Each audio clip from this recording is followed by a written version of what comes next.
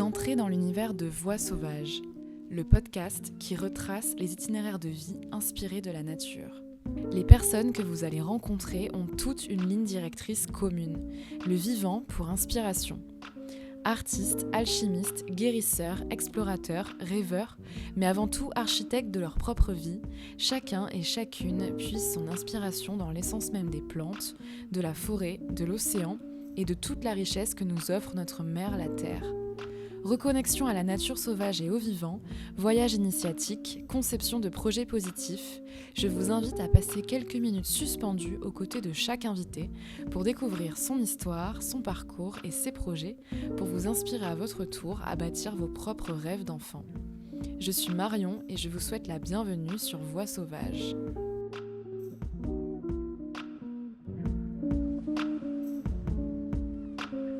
Aujourd'hui, j'ai l'immense plaisir de recevoir pour la toute première fois en format podcast une femme dont le parcours fait partie de ces trajectoires de vie qui m'ont inspiré la création de Voix sauvages. Sirikit Arivong est une slasheuse par excellence, ex-barista, surfeuse, mannequin, entrepreneuse, fondatrice d'un book club et aujourd'hui artisane joaillière. Au-delà de ses nombreuses facettes, ce qui la définit avant tout, c'est son amour profond pour les gestes. Les gestes bien faits, qui racontent, qui transforment, qui émeut, qui lient le cœur et la main. Sirikit, c'est une de ces femmes qui nous pousse à ne jamais cesser de cultiver notre curiosité, à embrasser l'inconnu avec audace, à savourer chaque instant comme une opportunité de créer, d'apprendre et de se réinventer, et qui nous invite à voir notre trajectoire non pas comme une ligne droite toute tracée, mais comme une mosaïque de possibilités infinies. Âme créative, solaire, engagée et pleine d'humour, préparez-vous à plonger dans l'univers éclectique d'une femme qui célèbre la vie à travers ses 1001 passions et expressions. Avec Sirikit, on évoque la réalité du travail dans le milieu de l'hospitalité et de la restauration, la notion de réussir sa vie, de santé mentale, de l'amour pour l'apprentissage perpétuel, de créer des bijoux de vie, d'être en mouvement, de se sentir fonctionnel et vivant. Bonjour Sirikit. Bonjour. Merci de venir sur le podcast Voix sauvages. Je suis ravie de t'accueillir. Merci beaucoup de m'avoir invitée et d'être venue jusqu'à moi pour enregistrer tout ça. Comment tu te sens ce matin ? Ça va, écoute. La vie douce, contente d'être en petit séjour à Biarritz. Et c'est l'occasion de voir un peu tout le monde, profiter de la belle région et de la pluie. Ce que je ne regrette pas du tout. On verra ça plus tard. Et est-ce que tu peux nous décrire un petit peu où on est là tout de suite ? Donc là, on est à Casavielle. C'est une maison d'hôtes tenue par un couple. Je pense que ils comptent parmi mes meilleurs amis, Lucas et Diane. C'est une très belle maison à quelques pas d'Ibaritz. Et c'était une ancienne ferme. Diane, qui est architecte, elle a refait tout l'étage. Et moi, j'ai vécu là pendant 1 an. Au début, je devais venir juste pendant 2 mois. Mais bon, l'immobilier et le marché de la location à Biarritz m'a fait rester quasiment 1 an. Et voilà, donc c'est un peu ma deuxième maison sur la côte basque, sachant que mes parents sont à Bayonne. Mais voilà, c'est toujours sympa d'être... J'ai toujours ma petite chambre et tout. Donc voilà. Trop cool. Et pour démarrer notre conversation, j'aime bien revenir à l'origine un peu de ta vie. Et j'aimerais savoir quel genre d'enfant tu étais. Alors, je suis née à Bayonne. On a vécu à Anglet les 6 premières années de ma vie. Ma mère est des Landes et mon père est du Laos. J'ai vraiment eu la meilleure des enfances, en vrai. On ne va pas se plaindre. Mes parents nous ont toujours habitués à être dehors, à chaque fois, ils nous emmenaient à la plage. Donc, j'étais vraiment une originaire de la Madrague. Et mes grands-parents sont dans les Landes, étaient dans les Landes. Du coup, pareil, j'ai passé énormément de temps dehors, à jouer dans le potager ou dans la forêt qu'il y avait en face, qui me paraissait gigantesque quand j'étais petite. Mais en fait, non, c'est juste un petit bosquet. Mais voilà, c'est une grande... C'était une très très belle enfance. Mon père étant militaire, on a pas mal déménagé. J'ai passé aussi une partie de mon primaire à La Réunion. Là aussi, pareil, c'était baignade dans le lagon à chaque fois après l'école, des très belles randonnées. On a passé beaucoup de temps dehors avec mes frères et sœurs. Et moi, j'étais une enfant et je le suis toujours assez indépendante. Ça ne m'a jamais dérangée en fait la solitude, entre guillemets, parce que ça paraît un peu négatif comme terme, mais j'ai toujours fait ma petite tambouille de mon côté. Et la plupart du temps, quand je pense à mon enfance, c'est vraiment jouer dehors, quoi. Dans le jardin, avec la nature, observer les animaux, voilà. Et est-ce qu'à ce moment-là, tu avais déjà quelque chose que tu voulais accomplir, qui te faisait vibrer petite ? Un peu tout. Comme mon père, je suis un peu hyperactive et mes parents nous ont toujours encouragés à tout tester, que ça soit en sport ou en expérience ou tous les trucs. Donc, à la base, je voulais être vétérinaire jusqu'à que ma grande sœur me dise qu'on, de temps en temps, on est obligé de tuer les animaux. Donc ça m'a un peu coupé la chic. Sinon, je voulais être exploratrice, styliste aussi. Pendant longtemps, j'ai créé mes propres vêtements. Alors, au début, c'était avec de la colle à tissu que ma mère m'achetait. Mais elle et ma grand-mère m'ont très vite appris à gérer la machine et tout. J'avais le droit de porter les vêtements que j'avais créés aux grandes occasions, genre mon anniversaire, la boum entre les copains, des trucs comme ça.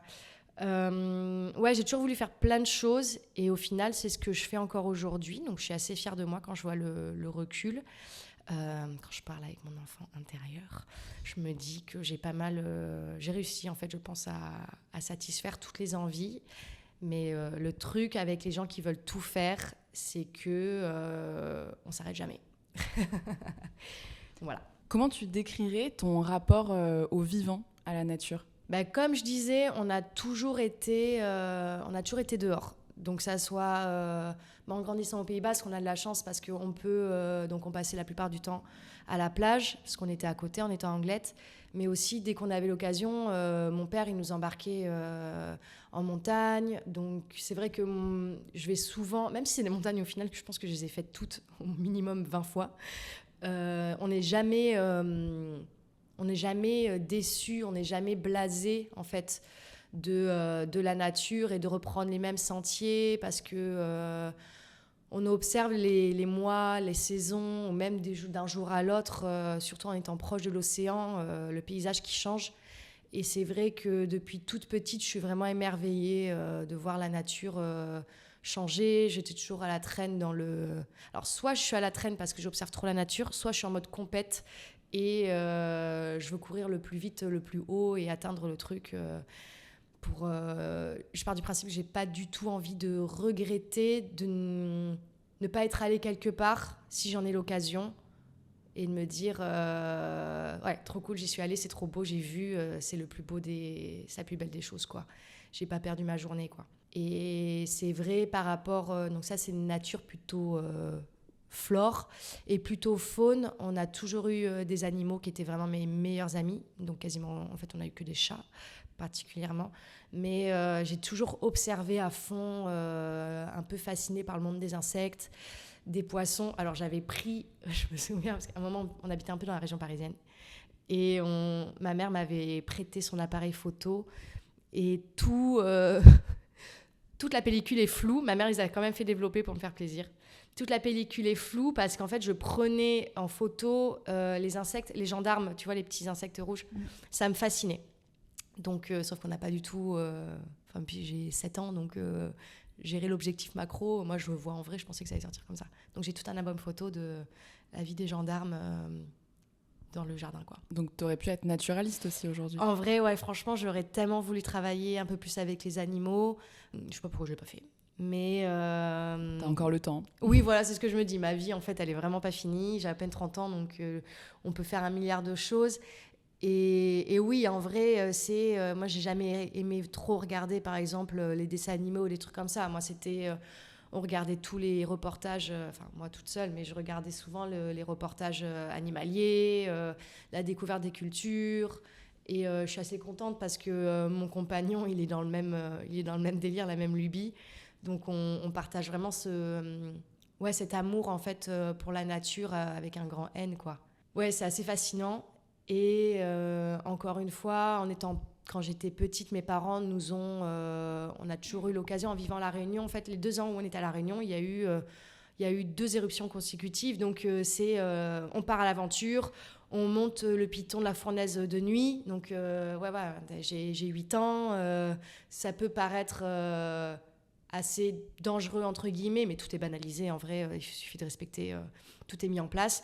Mais voilà, t'emmènes les enfants de 8 ans et tu vois ça. Là, tu vois la force de la nature. C'est fascinant, en fait. J'ai eu la chance que mes 2 parents soient aussi très intéressés par ça.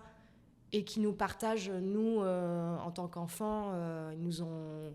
Voilà, on a toujours eu ce côté-là, quoi.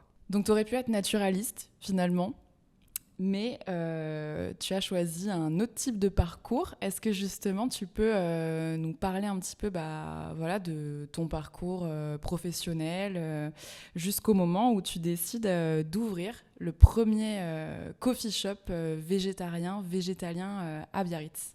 En gros, moi, je voulais travailler dans les sports de glisse. J'avais passé des concours pour rentrer dans une école un peu de code que j'ai pas passé les oraux, mais au final, je suis tellement contente parce que c'est impossible pour moi de code, tout ce qui est web? Ouais, c'est ça. Et c'est la première fois, en fait, que j'ai été confrontée un peu à l'échec parce que j'ai pas passé les oraux. Parce que généralement, moi, tout passait assez facile sans trop que j'ai à me questionner. Il y a une mélange de... je pige, c'est assez logique. Et une mélange aussi de bluff, comme pour tout.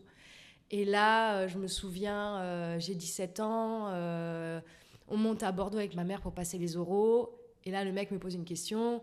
Est-ce que tu sais ce que c'est le code HTML? Et j'étais là, non, mais moi, il n'y a pas de problème, j'apprends, il n'y a pas de souci. Et là, il fait, c'est fini, laisse tomber, ciao. Et c'est la première fois de ma vie que j'étais confrontée à un refus aussi. Alors que tu es là pour apprendre, quoi. Bah oui. Et puis, bref, après, au final, je regrette pas du tout. Je me serais fait chier, en fait. Je pourrais pas rester derrière un ordi. Et donc, j'ai fait une école de com, très sympa. J'ai rencontré des gens très gentils. Mais j'ai fait un peu les stages, des très bons stages. Et j'étais chez Billabong au marketing. Après, j'ai été chez Surfrider parce que, en fait...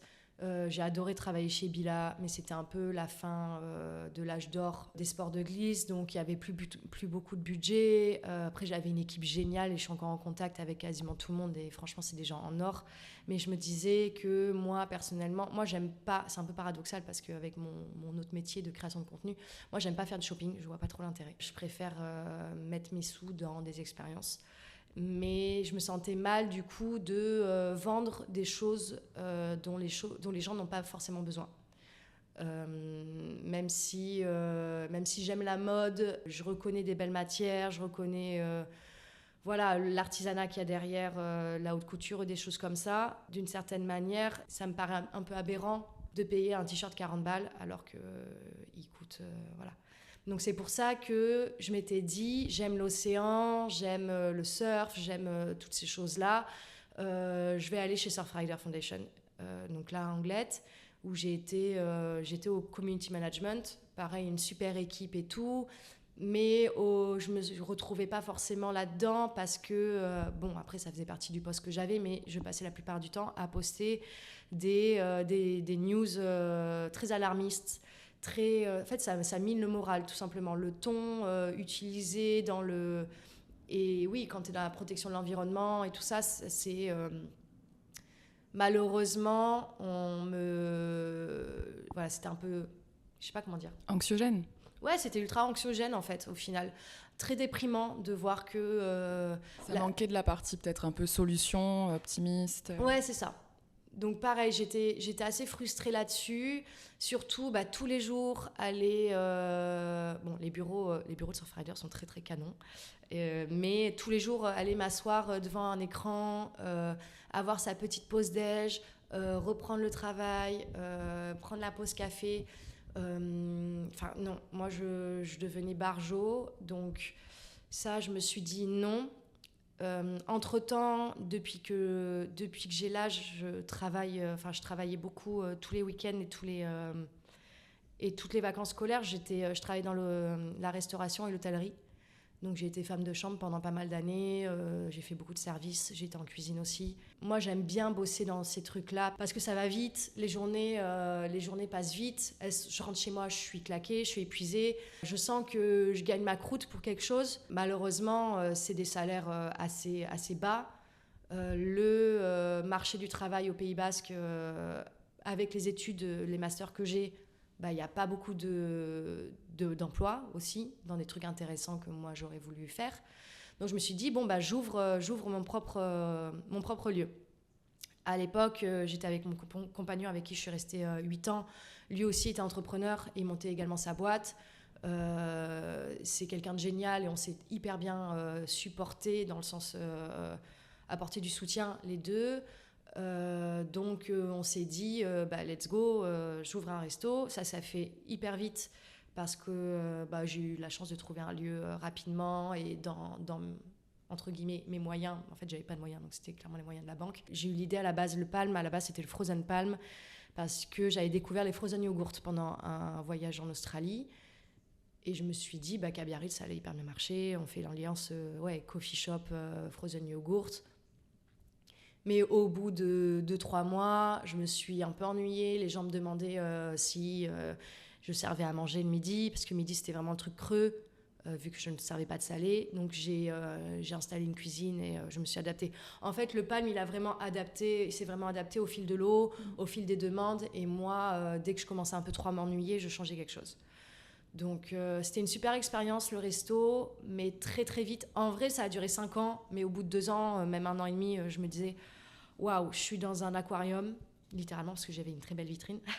J'ai des clients incroyables, mais voilà, c'était un peu le Truman Show, c'était tous les jours la même chose. Je bossais 6 jours sur 7, de 9h, j'ouvrais de 9h à 18h, donc vous imaginez bien qu'il faut y être avant et rester après. J'ai ouvert ça à 23, 24 ans. Depuis que j'ai 16-17 ans, je taffe.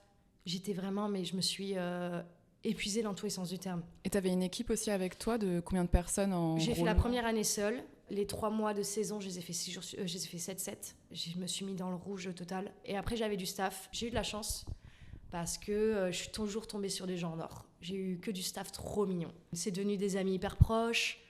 Je savais que je pouvais compter sur eux. Même si on vit dans une petite ville, Biarritz, c'est vraiment un petit village. Au début, les gens, ils étaient là, je suis venue et c'était pas toi, du coup, je suis repartie. Parce que voilà, vu que c'est des petits trucs, c'est de la proximité de village au final.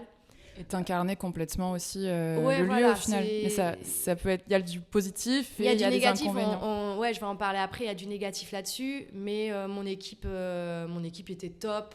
Et au fur et à mesure, les gens se sont adaptés aussi, la clientèle s'est adaptée à la vraie vie, quoi. Comme je disais, j'ai toujours été indépendante, assez solitaire. Et là, c'était beaucoup trop de social pour moi. Plus, les gens, ils ne se rendent pas forcément compte que on est des êtres humains, en fait, derrière les comptoirs, derrière les chambres d'hôtel bien rangées. Voilà, c'est surtout les gens qui n'ont jamais travaillé dans l'hospitalité en général. Ils attendent de nous qu'on soit tout le temps au top, ce qui est physiquement impossible pour tout le monde. Et je devenais aigrie, en fait, sur la fin, parce que ça, je passais à côté de tout, parce que c'est la vingtaine, c'est les belles années. Et tous mes potes qui sortaient, toutes les fêtes de Bayonne, les cassetas, les teufs et tout, je les faisais vraiment avec parcimonie, parce qu'il fallait être en forme le lendemain. Moi, je privilégiais beaucoup le sport, donc c'était être à l'eau à 6h du matin pour pouvoir après aller faire les courses pour le resto, parce que c'était que du frais, que du voilà, il fallait que tout ça soit, il y avait rien de surgelé, donc tout était ultra frais, donc il fallait être sur le pont, quoi, direct. C'était vraiment too much. Après, c'est les années où on est le plus en canne aussi, d'une certaine manière. Mais je me suis ruinée, honnêtement. Là, quand les gens me demandent, les gens qui rêvent d'ouvrir un resto, j'ai pas mal de gens qui m'ont demandé. J'ai fait pas du conseil, mais voilà. Je leur dis, il faut penser que c'est pas jouer à la dinette, en fait. C'est pas je vous sers un petit café. Non, en fait, il faut réussir à gérer également, chose que je faisais très mal. Et là, je remercie Rémi, mon ex, qui lui gère hyper bien tout l'administratif. On peut pas être au four et au moulin. Et faut gérer toute la partie compta, faut gérer tous les chiffres, faut gérer voilà. Donc chose que je fais un blocage là-dessus, ça m'intéresse pas, donc je le ferai pas. Et comment t'as fait pour tenir 3 ans de plus alors que t'étais déjà en train de processer tout ça? Tu sais, on n'a pas le choix, hein. On y est, on y va, hein. Et mais c'était une concession avec la ville de Biarritz? En fait, non. Je louais les murs à un particulier, donc tu payes un pas de porte et je payais un loyer. Et j'avais de la chance parce que le loyer n'est pas très élevé. parce que je n'étais pas dans la rue principale, mais j'étais dans un angle, donc c'était assez cool. Puis tous les commerçants du centre, ils sont trop mignons, on était une trop bonne... ils venaient tout le temps manger. Non, franchement, c'était une super expérience. J'ose même pas imaginer les gens qui vivent qui se tapent ça pendant des années et qui en plus qu'on ait un entourage plus difficile. Mais voilà, je me dis, c'est la vie, c'est comme ça. Puis t'as un crédit sur la tête aussi, mine de rien. T'as pas le choix en fait. Je me disais que c'était comme ça. Plus à côté, mes jours off, j'avais... donc mon jour off, c'était le dimanche. J'avais mes shootings. Donc, ouais, c'était assez intense. C'était assez intense. Quand on est patron, on est le dernier payé. Donc... et on est le plus mal payé. Faut pas, même si on mange au travail, tout ça c'est déduit aussi. Donc en fait on vit pour le travail. Tu passes plus de temps pour le travail. Après c'est aussi la société capitaliste qui veut ça. Mais j'ai pété un fuse. Je dormais dans l'arrière-cuisine. T'as eu un point de non-retour en fait à un moment donné ? Bah ouais, tu peux pas te relever en fait. Physiquement, je me souviens d'une journée où je n'ai pas pu me lever. Mais bon, le lendemain, je suis retournée parce que t'as pas d'arrêt maladie. Si t'arrêtes de travailler, vu que t'es indépendant, tu peux pas ouvrir le resto, tu gagnes pas d'argent. En tant qu'indépendant, t'as pas... après moi, il n'était pas question de ça, mais t'as pas tout ce qui est congé mat. Enfin, vraiment, t'as peanuts, quoi. Donc, faut réfléchir à deux fois. Après, être indépendant, ça convient pas à tout le monde. Moi, je sais que je pourrais pas être salariée parce que je l'ai été. J'aime pas, je peux pas. J'aime pas trop travailler en équipe. Dans un gros engrenage, juste être un petit truc parmi des choses abstraites. En plus, j'ai vraiment beaucoup de mal. Là, je servais des plats. Les gens, ils étaient contents. Ils aimaient la nourriture que je servais. Mes clients, ils étaient top, quoi. J'ai rencontré les Casaviels, les gens chez qui je vis là. Bref. Je les ai rencontrés grâce au resto. J'ai vu des enfants grandir. J'avais une toise où les enfants du Palme venaient. Oui, je me souviens. Tu mettais ça sur les réseaux. Trop mignon, quoi. Vraiment. Et quand j'ai commencé à dire aux clients que j'aime, que je fermais et tout, ça m'a fait mal au cœur parce qu'il y en a... Après, j'ai gardé contact avec beaucoup d'entre eux et parce qu'il y en a, j'ai vu leurs enfants naître, en fait. Il y en a d'autres, je dis, ciao. Mais... et puis, il y a tout ce truc aussi français... C'est assez compliqué, l'état d'esprit français, quand on est indépendant et qu'on a notre affaire. Il y a des gens, oui, c'est assez... on s'est fait défoncer. Tu passes une bonne saison, on s'est fait défoncer, il y a trop de monde, nanani. Mais en fait, t'es pas content parce que t'as gagné de l'argent. Et après, ils sont pas contents parce qu'il y a pas beaucoup de monde. Mais je pense que ça fait partie de la formation des commerçants. Ils sont formés à râler. Mais ça, c'était pas trop dans mon état d'esprit. Donc je suis là, limite, t'as un peu honte d'avoir fait une belle saison avec des gens gentils, tu sais, t'es là. Non, moi, tout le monde était trop mignon. Ouais, tu tiens, et à un moment donné, tu te retournes, t'as 27 ans, enfin, tu sais, t'as mal partout. J'envoyais chier des gens, mais pas possible, au resto. J'ai dégagé des gens, je prenais la mouche pour tout. Je me souviens d'une fois, une cliente que j'aimais bien, elle venait quasiment tous les jours prendre le petit café. Et moi, j'étais « Ah, salut, ça va ?» J'aimais bien sa tenue. Je « J'aime trop comment t'es habillée. » Bon, comme d'hab, je lui faisais tout un petit prix et tout. « Toi, par contre, t'as vachement mauvaise mine. T'es malade ou quoi ?» Et là, j'étais là. Meuf, en fait. Et là, j'ai pété un fuse. Elle a pris tarif pour tout le monde, la pauvre. Et je me suis rendu compte après, ma collègue est venue à la rescousse et je suis allée derrière. Et je disais « Mais c'est horrible, je deviens une personne horrible. » Donc, j'ai arrêté. On avait assez de trésor pour pouvoir mettre en sous-loc. Oui, parce qu'à un moment donné, t'as proposé que d'autres cuisines s'installent, éphémères. C'est ça. J'avais commencé à faire une transition. Je faisais venir des guests. Ça, c'est trop bien aussi parce que ça me permet de prendre du recul et donner de la visibilité à des amis à moi qui étaient chefs et qui n'avaient pas de lieu. Ensuite, j'ai mon pâtissier qu'a loué aussi pour tester une saison parce que c'est un pâtissier incroyable. Et ensuite, on est tombé aussi dans j'ai eu un enchaînement de la vente un peu chaotique. J'ai eu des gens qui vont signer et tout, machin. Donc, j'arrive et tout, je vais donner les clés, rendez-vous à l'agence immobilière et le mec, il vient jamais. Donc rebelote pour un autre truc. Voilà, après c'est comme ça aussi, c'est l'immobilier, mais d'autres visites, nanani, nanana. Puis les banques elles prêtent plus. Donc j'ai fait de la location-gérance, puis finalement le mec ça n'a pas marché, donc du coup il m'a planté. Enfin que des trucs comme ça. Et à un moment donné, moi j'ai fait, écoute-moi, mon rêve depuis des années, c'est d'aller au Portugal. Ça s'est concrétisé vachement avec le Covid. Moi j'ai passé, désolée pour les gens, mais moi j'ai passé le meilleur confinement de ma vie.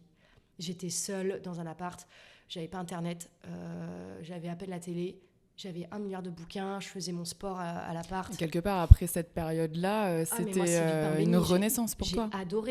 J'ai adoré parce qu'en plus de ça, mine de rien, j'avais le maximum des aides parce que j'avais de l'ancienneté dans la société et j'avais des très bons chiffres, donc j'avais le maximum des aides possibles. Donc j'ai jamais gagné, entre guillemets, aussi bien ma vie perso que lorsqu'on avait le Covid, parce que j'avais pas de chômage, j'avais pas tout ça, vu que j'ai toujours été indépendante. Vraiment, je voyais personne. J'étais avec mes bouquins, mon chat, je faisais mon sport. Silence. Incroyable. Incroyable. Ma tante m'avait prêté un appart, parce que je m'étais séparée entre-temps, donc c'était un peu la galère des appartements. Et je me suis dit, mais ciao, quoi. Moi, j'en ai marre. Je peux plus m'occuper des gens. Parce que quand on est dans l'hospitalité, on s'occupe réellement des gens en permanence. Parce qu'il y en a déjà, on dirait que c'est la première fois qu'ils vont au resto. Je leur dis, vous inquiétez pas, tout va bien se passer. Tu commandes, tu manges, tu payes et tu repars faire ta vie. Et entre-temps, tu as passé un bon moment. Mais il y a des gens qui ne comprenaient pas trop les blagues. Mais voilà, j'ai fait, moi, en fait, je veux m'occuper de moi. J'ai marre de sacrifier, en fait, de passer à côté de tous les bons moments. Parce que ça veut dire pas de vacances. Parce que là où c'est les vacances pour les gens normaux, moi, je dois taffer. Je me souviens de les Noëls, les vacances de Noël, c'était là où je carburais le plus, parce que c'était petit coffee shop, cosy, machin. Donc tout le monde venait, et puis c'était l'occasion aussi de voir les copains. Mais en fait, tu vois les copains, ils viennent te voir au resto, mais tu taffes, donc tu peux pas vraiment être avec eux. Et la famille, pareil, même si j'ai ma famille ici à Bayonne et à Anglette, j'ai rien vu au final, parce que c'est Noël, je ferme le resto le 24, je passe Noël avec ma famille, mais le 25, je rouvre. Donc mais j'ai des neveux nièces, bon je les vois grandir, hein, mais je suis jamais partie les vacances au ski avec eux ou des trucs comme ça. C'était vraiment des allers-retours. Je ferme le resto, je me souviens d'une année, c'est ça, je ferme le resto, je me tape les 2 heures de route jusqu'au ski, parce que mes parents avaient loué un truc avec vraiment tout le monde, parce que mon frère vient d'Alsace, ils avaient loué, donc je me tape les 2 heures de route toute seule, je passe Noël avec eux. Je vais le matin vite fait sur les pistes avec les enfants et le soir je repars pour rouvrir le resto. Et tu te dis mais t'es taré, tu passes à côté de... Et je reçois toutes les photos avec mes neveux nièces, tout le monde s'éclate. Je suis là mais je passe à côté de ma vie en fait. Donc j'ai dit ciao et je suis partie. Et donc ouais, il y a eu le confinement après. Ouais, confinement. Après j'ai rouvert un petit peu. J'ai eu ces trucs de location-gérance. Puis j'ai donné les clés à mon pâtissier qui a loué. Et moi, je suis partie 2 semaines solo à Lanzarote pour aller surfer. Et je parlais à personne parce que je parle très mal espagnol. Puis de toute manière, j'avais pas trop envie de parler aux gens. Et vraiment, je passais ma vie à me balader, découvrir, visiter solo, aller surfer. Je m'arrêtais, je voyais une vague, je m'arrêtais, j'y allais. Puis je suis revenue là, j'ai fait, la vie, elle est douce, quoi, en fait. Et en fait, je gagnais hyper bien ma vie parce que j'avais fait... là, je pouvais pusher je gagnais ma vie dans le sens financier, mais surtout dans le sens santé mentale. C'est surtout ça, en fait, qui est important. C'est que j'avais... En fait, c'est gagner des points de vie. C'est vrai que ça, on n'en parle jamais. Oui. Moi, je m'en fiche de gagner 3 millions... 3 000, c'est quand même sympa. Mais d'être à 15 000 par mois, si c'est pour, en fait, tu bosses comme une dératée et que tu bosses comme une malade. Et en fait, t'as quoi ? T'as 4 semaines par an de vacances. Et encore 4 semaines, t'as à peine le temps de... Tu bosses comme un taré pour te payer tes vacances. Où t'es obligé de t'amuser. Tu profites, t'as pas le choix parce qu'en fait, c'est ton seul moment où... Et en fait, tu bosses pour rembourser ton crédit, mais en fait, il est hors de question que moi je sois comme ça. Ça correspond à des gens, ils s'éclatent dans leur taf, ils sont heureux, ils ont leur maison. Enfin, il y a le chemin plus classique et c'est génial. Moi, tant que tout le monde est heureux et qu'ils font de mal à personne, all is good. Mais moi, je sais que je pourrais jamais être épanouie comme ça parce que j'en ai marre en fait de passer à côté de tout ça. Ouais, mais au moins, tu as eu besoin de passer par là pour le tester et mieux te connaître aussi. On peut pas revenir en arrière. Ouais. Non, mais ça, je pense que c'est important. En vrai, c'était une belle vie. Mais là, lycée sur l'année, je suis au même, je pense que je suis au même stade. Je suis bien et tout, mais je kiffe ma vie. Chaque journée est incroyable. Et justement, est-ce que tu peux nous raconter la transition entre le Palm, bon là tu as un petit peu démarré avec ce moment où tu as eu besoin de reprendre du temps pour toi et de te poser, et aujourd'hui tu es la fondatrice de ta marque. La fondatrice, comme si j'avais une multinationale, mais oui. Tu es la fondatrice, créatrice de ta marque qui porte ton nom, Sirikitari Vong. Et avec laquelle tu crées des bijoux, donc full artisanat. Est-ce que tu peux nous raconter ce moment où tu démarres ce nouveau projet ? J'ai eu 1 an et demi, 2 ans où j'ai fait full mannequinat, j'ai profité, j'ai voyagé, surtout que je faisais un duo avec une photographe incroyable, Gladys, où on a fait des trucs super. Et après, j'ai des amis qui sont artisans joailliers et artisans bijoux et des artisans joailliers. J'ai toujours aimé bricoler, ça c'est sûr et certain. J'ai fait énormément de poterie, j'ai toujours aimé dessiner, peindre, fabriquer des choses concrètes. Et j'ai filé un coup de main pendant le Noël du confinement, pas du confinement, mais du Covid, quoi. Il y en a eu un deuxième, de toute façon, en novembre. J'ai perdu le fil. Moi, c'était génial. Et j'ai filé un coup de main à une amie à moi, Cécile, qui avait une marque de bijoux, Seven Seas. Maintenant, elle s'est redirigée beaucoup plus vers la joaillerie, avec une marque qui s'appelle NAM. Et Cécile, elle fait tout elle-même. Donc, je lui ai filé un coup de main parce que ça cartonnait à fond la marque. Donc, on a passé, je l'ai aidé beaucoup à faire les commandes de Noël. Et je me suis dit, mais c'est hyper chouette. Elle crée tous les jours. J'ai une autre amie, Anaïs Cartier, qui est une joaillière incroyable. Et je commençais vraiment à m'intéresser à ce job-là, à cet artisanat-là. Et il y avait un client du PAM qui est devenu un bon copain, Mathieu. Lui, il est architecte, il se garait tout le temps devant le PAM et on tchatchait tout le temps parce qu'il surfe et tout. Et je lui parlais un peu, on tchatchait. Il me fait, mais moi, j'ai un de mes meilleurs amis. Il rentre là de New York. Il a été à la tête de Marc Jacob Joaillerie. C'est un enfant du pays, il est de Bidart. Et si tu as envie d'apprendre, lui, il serait trop chaud de te former, quoi. J'étais, bon, mais j'ai mis des mois avant d'appeler ce Marc, qui s'appelait aussi Marc, parce que j'osais pas, tu vois. Et en fait, j'ai fait, salut, ouais, pas de problème, moi je te forme, tu viens à la maison. Et en fait, rencontre incroyable. Et en fait, c'est grâce à ces gens-là mais tu veux pas que je te paye la formation ? Bon, avec rien, mais parce que j'ai pas d'argent. Il fait, non, moi en fait, je transmets, c'est juste le plaisir de transmettre ce savoir incroyable, ce savoir-faire millénaire donc moi j'utilise la technique de la cire fonte de la cire perdue. Donc en fait on sculpte sur de la cire le bijou, de là un moule est créé et après on répète le moule, on coule le métal et il y a tout le travail de polissage comme pour des planches de surf. C'est du plus gros grain, nanani nana. Et pendant des journées entières, Marc, je suis allée chez lui, il m'a formée. En plus, ça, lui, il est méga geek. Donc, il crée ses propres outils. C'est quelqu'un de passionnant. Je sais que j'ai la moindre question, il répondra. Et aussi, je trouve qu'il a aussi ce mindset un peu plus à l'américaine mais on est tous là pour s'entraider. On est tous là pour partager. Ce que je trouve le côté français n'a pas forcément, où les gens voient surtout de la concurrence. En tout cas, c'est pas naturellement là, quoi. Non, il y a, je pense que c'est peut-être dans la culture, des choses comme ça. On a quelqu'un qui va se lancer en France, les autres vont faire ça va jamais marcher. Quelqu'un va se lancer dans les pays anglo-saxons où c'est mais trop bien, let's go et tout. Tu vois, t'as tout ce truc. Et voilà, il y a tout ce mindset incroyable et que moi, j'aime aussi partager. Là, avec Insta, sur le compte de la marque, j'ai une mini-communauté d'artisans Et je sais qu'on s'envoie des tips, on pose des questions, des trucs comme ça. Et encore, maintenant, à Lisbonne, je fais partie d'un groupe de femmes Woodoo.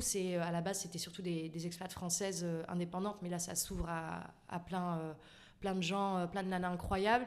Et on fait ces meetings où il y a des activités, on rigole bien, mais on échange même si on est de domaines différents, on échange beaucoup, on se soutient, on apprend les uns des autres, les unes des autres. Et je trouve que c'est hyper important. Et c'est ce genre d'état d'esprit, moi, que je préfère. Parce que quand on est freelance, on peut se sentir hyper seul. Donc, voilà. Donc, je me suis dit, franchement, moi, j'arrive à vivre très bien de la création de contenu et du mannequinat. J'ai un toit sur la tête. J'ai pas d'enfants à charge. J'ai pas de grosses responsabilités. J'ai rien à perdre, en gros. Je me suis dit, j'ai envie de le faire, je le fais en fait. Et chaque étape, je me suis dit, avec le resto, il y avait des étapes qui me paraissaient insurmontables. Et au final, quand on les fait, on regarde en arrière, on se dit, c'était du pipi de chat le truc. Je vois pas pourquoi j'ai attendu si longtemps de le faire. Là, je suis dans la même problématique en ce moment. Je suis là, il faudrait que je fasse les choses concrètes. Et j'ai peur de les faire, alors que honnêtement, je risque rien. Je sais pas pourquoi, mais en tout cas, je bosse dessus. Mais je me suis dit, je lance le truc. On m'a conseillé parce que la seule partie que je fais pas, moi, c'est la fonte du métal. Je travaille là avec une entreprise familiale, qu'une autre amie. À Biarritz. Ouais. Enfin, ils sont à Bayonne, ouais. En face de mon ancien lycée, donc c'est assez rigolo. Mais j'avais travaillé aussi chez Maison Monique, chez Aurélia à Biarritz dans l'atelier. Et elle est dans ce mindset de partage, de soutien. Est-ce que c'est pas propre à l'artisanat aussi quand même ? Je pense que c'est propre à cette génération. Enfin, oui, en vrai, tu tapes à la porte, les gens ils vont... Il y a un truc peut-être plus authentique, non, dans ce milieu-là ? Il y a ce partage du savoir-faire, en fait. Il y a ce partage du savoir-faire, il y a ce partage de... les gens sont sereins avec leur production. Dans l'artisanat, il y a le savoir-faire, mais il y a aussi le côté art. Et quand chacun a trouvé sa patte et trouvera sa clientèle, il y a de la place pour tout le monde. Donc, je pense qu'il y a moins ce côté concurrence et aigri ou jalousie qu'il peut y avoir dans d'autres domaines. Donc, moi, j'aime cette bienveillance qu'il y a, en fait. Après, encore une fois, j'ai eu du bol.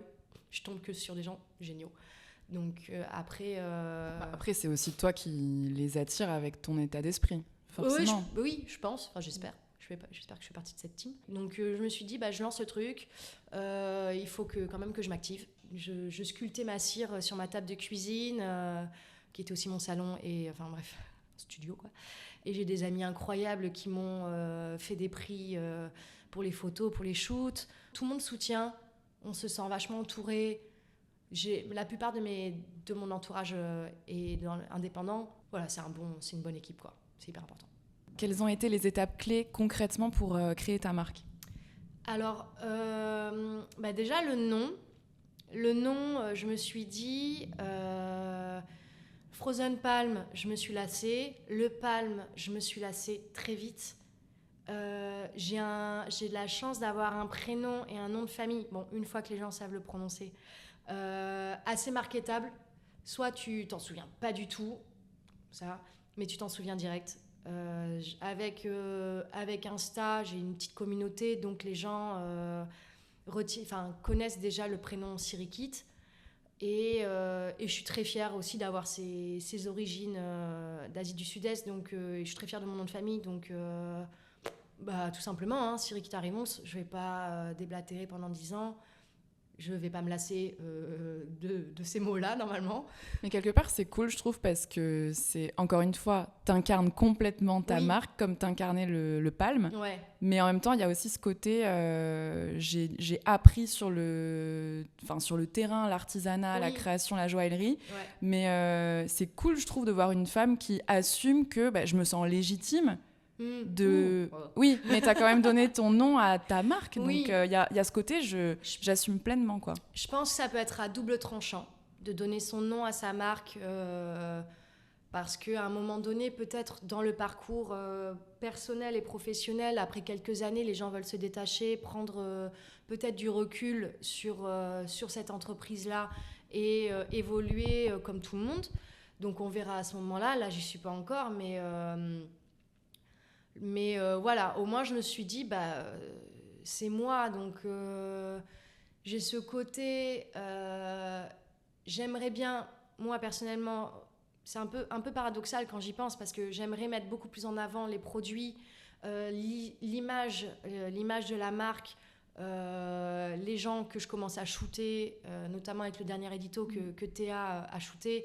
Voilà, j'aimerais ne pas être ma propre mannequin, entre guillemets, de ma marque. J'aimerais ne pas trop non plus m'exposer, mais en même temps, j'ai donné le nom de mon nom à la marque. Donc, Ouais, en même temps, je trouve que t'es pas si oui, je prends du recul, présente même si je pense que sur Siriki Tarivons, justement. je pense que stratégiquement parlant, au niveau communication et marketing, ça serait peut-être plus sage que j'axe un peu plus sur moi. Peut-être, mais Plus dans les coulisses, ce que tu fais oui, un voilà, peu déjà. mettre l'artisanat, le savoir-faire et tout ça. Mais pour l'instant, moi, j'ai besoin de prendre du recul aussi par rapport aux réseaux sociaux, de manière générale, mais ça n'empêche pas qu'il faut toujours me donner des contrats. Mais oui, il y a ce côté... se sentir légitime, c'est toujours un peu compliqué quand on n'a pas fait de formation ni d'école officielle. Ça, c'est sûr et certain. Et je pense que même quelqu'un qui fait une formation et une école officielle, parfois on se dit waouh, c'est de la responsabilité. Surtout que moi, je touche pas à l'or ni aux pierres pour l'instant, mais on touche des belles matières. Les gens, surtout moi, ce que j'aime dans le bijou, c'est pas la valeur financière qu'il a, c'est surtout la valeur sentimentale. Ma mère est passionnée de belles pierres et de bijoux. Et je sais qu'elle nous lègue des belles pièces de nos grands-mères, ces belles pièces à elle aussi. Elle achète pas des trucs de la marque machin parce qu'elle veut la marque machin. Elle les dessine, elle travaille. Quand elle veut une pièce, elle voit avec le joaillier, un joaillier d'ici, et ils font la chose ensemble. Il y a une valeur vraiment sentimentale. Il y a ce côté intemporel aussi. Qui se passe de génération en génération. La beauté du bijou, c'est ça pour moi en fait. C'est pas je veux le bijou de machin parce que c'est fancy et qui va dormir dans une boîte. Moi je veux quelque chose qui se transmet, des choses qui se vivent. Et quand j'ai des clientes qui me disent, j'ai une cliente qui m'a acheté plusieurs bijoux que je l'aime trop, elle est trop mignonne, je la rencontrerai peut-être jamais en vrai, mais elle est adorable.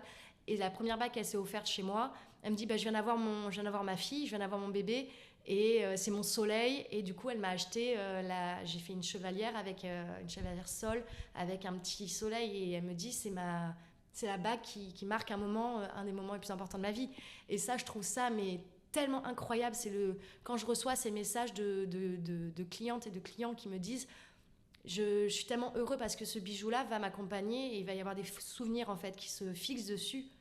Ça, c'est le plus beau. Je préfère largement ça c'est pour ça que j'ai choisi de ne pas faire de la fantaisie. Je n'ai aucun problème là-dessus avec les gens qui font de la fantaisie. Mais moi, je voulais vraiment transmettre quelque chose de solide, palpable, dont les gens ne se lassent pas. Donc, c'est ça c'est aussi pour ça que j'ai choisi le bijou, des bijoux en métaux concrets, quoi. Donc, tu as inauguré cette marque le jour de tes 30 ans. Ouais. Que symbolise pour toi l'année de tes 30 ans ? Est-ce que ça a été un tournant pour toi ? Ouais, franchement, l'année de mes 30 ans, après, toutes mes années sont incroyables, mais celle-ci, elle est géniale parce que j'avais décidé que je quittais Biarritz. J'ai vécu toute ma vie là-bas, même sauf quand j'étais petite et qu'on déménageait, mais j'ai vécu la majorité de ma vie au Pays Basque, donc... parce que même si c'est la famille, je peux pas faire un pas. On dirait que je suis en campagne électorale quand je suis dans les rues de Biarritz. Je vois des amis tout le temps, je suis trop heureuse de les voir. C'est les petits rituels avec tout le monde et tout. Je vois évoluer tout le monde, chacun. Mais je me sentais vraiment enfermée et que j'avais envie de voir autre chose. J'ai jamais eu l'occasion pendant mes études de partir à l'étranger parce que... j'ai fait une école assez onéreuse et partir à l'étranger, c'était un sacré chèque. Donc non, il était hors de question. Et J'ai pas pu faire Erasmus parce que j'étais en école privée. Et c'est quelque chose que j'ai toujours voulu faire une expérience à l'étranger. J'allais tous les ans surfer au Portugal. Pendant le confinement, je prenais des cours de portugais sur Babel et Duolingo. Je regardais l'immobilier, les locations d'appart au Portugal depuis, mais je pense, 6-7 ans. Et une fois que le Palm, c'était plus ou moins réglé, parce que bon, il y a tout l'administratif de l'enfer, mais c'était réglé, et je savais que je pouvais le faire à distance, j'avais plus besoin d'être là. Je me suis dit, bon, allez, c'est bon, j'embaque mes affaires et ciao, quoi. Parce que j'ai besoin de voir autre chose. J'ai besoin de faire ma vie aussi perso, adulte, entre guillemets, et de prendre mon envol, en fait. Juste d'aller, et puis me challenger un peu, aller dans un endroit où je connais personne, j'ai jamais vécu dans une grande ville. Lorsque je faisais mes études à Bordeaux, je descendais vraiment tous les week-ends, donc voilà, j'ai jamais... Et puis même Bordeaux, c'est une très belle ville, mais je me suis jamais vraiment sentie en accord avec cette ville. J'avais pas assez de nature, pas assez de... Tu cours, tu vas courir. Moi, je courais beaucoup à l'époque. Tu cours sur les quais. Déjà, c'est pas bien, tu te flingues les genoux. Et enfin, voilà, c'est pas pour moi.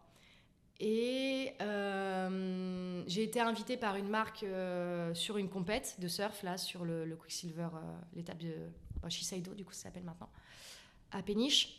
Et Johan aussi est invité au même event. Donc, tu pars... c'est un peu colonie de vacances, ce genre de truc. Je connaissais bien l'agence. J'étais à l'école avec le mec de l'agence qui organisait ça pour la marque. Et moi, je pensais déjà m'installer au Portugal. Et en fait, coup de foudre à Péniche. Pour les gens qui connaissent la ville, c'est pas hyper... Enfin, ce village, c'est pas hyper sexy. Donc, avec Joao, là, coup de foudre, on parlait de la gestion du tourisme, de l'écotourisme au Costa Rica. Mais on s'est mis dans un tunnel et on était à... Waouh, enfin, il se passe un truc, quoi. Et une semaine, enfin un mois plus tard, j'étais au Portugal pour le voir, quoi. Et en fait, tout s'est aligné, toutes les petites étoiles là-haut, je sais pas si c'est ma grand-mère ou quoi, tout s'est aligné parfaitement. Le Palm, ça a été réglé avec une dame géniale. Ensuite, avec Joao, c'était facile, évident.